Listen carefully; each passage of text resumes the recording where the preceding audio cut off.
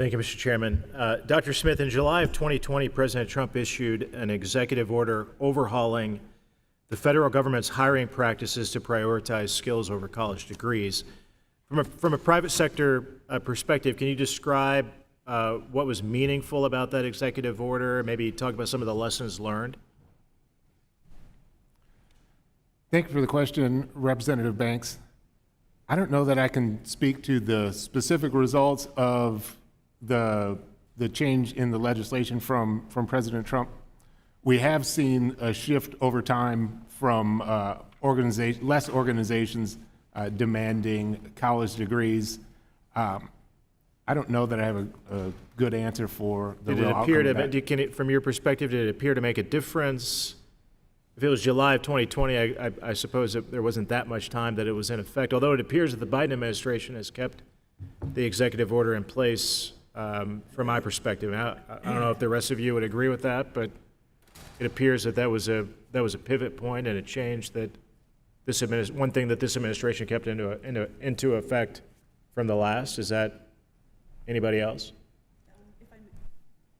If I may, I would just add ancillary point that we are indeed seeing an increasing number of roles on our platform that do not require a college degree, and it was roughly 8% of roles did not require a college degree before the pandemic, and now it's about 20%.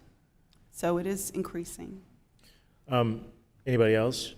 I would offer an insight as a technology employer. Skills-based hiring, and of course removing those requirements that you've mentioned, I think ultimately it just allows and ensures more talents to apply for prospective roles and enter the workforce, and that's very important. This means that we, of course, can grow talents, employees, colleagues when they join SAP. We also look at it not simply for identifying talents that we wouldn't necessarily look for, but also career growth opportunities, because the talent and the skills are universal. So the question is, what are the skills that are necessary to bring someone into an organization like SAP, number one? And then number two, what are the skills that are necessary to take future jobs that may not exist? So it's skills about, transferable skills, I would say, and also this learning mindset and curiosity, which in and of itself is an important skill set.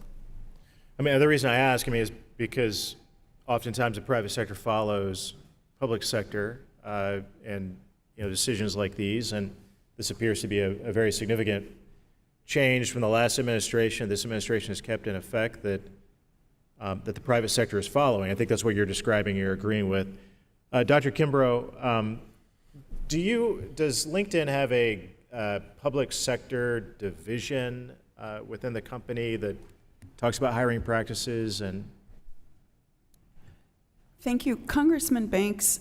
I know that we have employees at LinkedIn that are focused on the public sector, but I would have to get back to you to give you an accurate answer. And I didn't expect that you might be able to answer this question, but any idea does the administration have any dialogue at all, this administration, former administrations, with LinkedIn on practices and strategies where you have an avenue to give them feedback?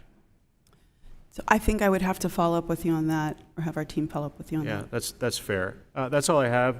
Very important conversation. We appreciate all of you being here today. I yield back.